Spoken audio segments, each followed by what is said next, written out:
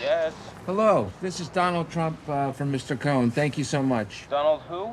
There's a lot of noise around this film, but what's like a smaller aspect of this movie that you're really, really proud of that's being drowned out by all this noise? I think it's important to acknowledge Ali Abbasi's work in this movie. I mean, he made a movie that's incredible and so difficult to make.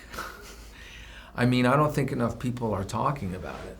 Not only in the sense that when we wrapped on January 31st, to him editing and presenting a cut for Cannes in 3.5 months or whatever is unheard of from an editing standpoint. It's just a Herculean effort to be able to do that. But also to make a film that I think is truthful, I think is unique, scary, funny, entertaining, and also true to its subject and its time. I think it's incredibly difficult. So I wish he got more praise for that. Since we live in the age of the conspiracy theories, what's the strangest conspiracy theory you've heard related to that film? None yet. I don't look for conspiracy theories. I try to live in reality. As I understand, you watched a lot of footage from Trump from the 80s, but what was like footage you tried to avoid at all cost?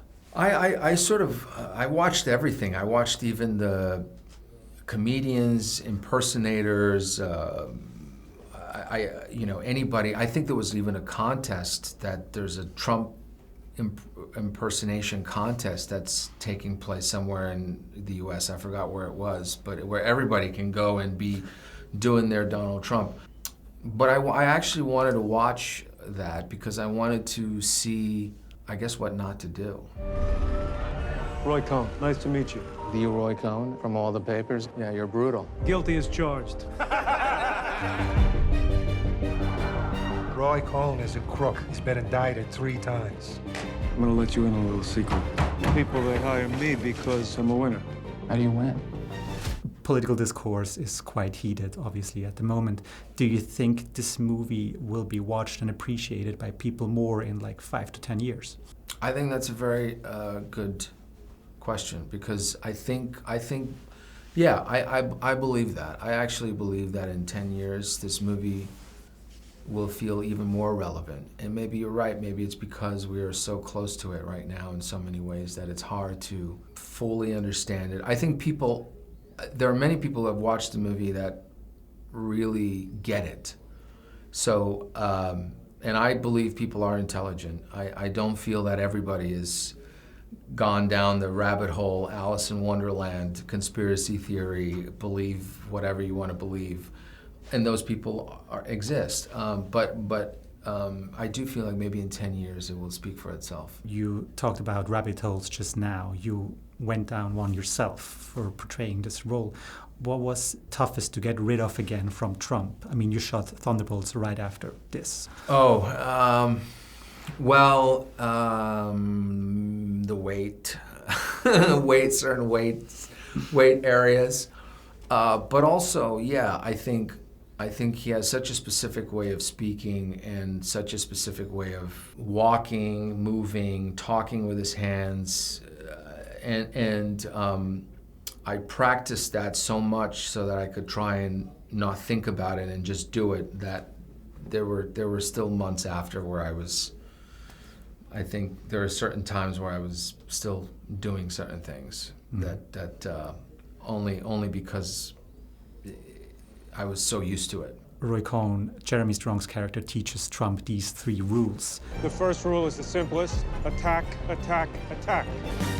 Rule 2, admit nothing, deny everything. Rule 3, no matter what happens, you claim victory and never admit defeat.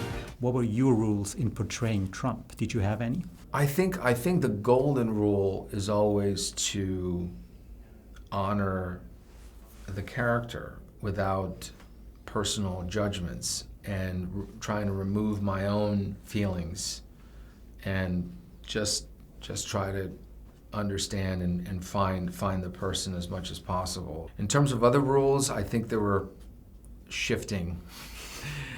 Whatever worked, which is very similar to him. Is doing interviews for this film kind of tricky and nerve-wracking because like it can get political and uncomfortable very quickly? How do you deal with that? No, I mean, I expected a lot of things, but I'm actually sometimes quite amazed that I feel some of the questions are not necessarily asked in the hopes of gaining understanding. They're asked more in the hopes of getting a soundbite or getting a headline or a clickbait thing, which is very hypocritical to me because of people who are judging Trump, but then they use Trump for whatever their own needs are.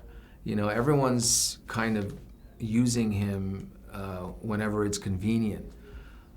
Even news outlets, I think, in America, you know, they say what they say, but then they love the ratings they get when they put him on. And I think sometimes some of the questions feel not so much honest about trying to get at some truth. It's more about whatever fits, whatever's going to get attention. Yeah, I mean, that's how he made it to the White House because like everyone kept paying attention, like in 2016. There's many theories, right, about what happened in 2016. I mean, in terms of how he got there, but I also just feel in terms of, you're right, there is a certain kind of cadence and a sense of ownership, sort of that he carried that I think people weren't prepared for.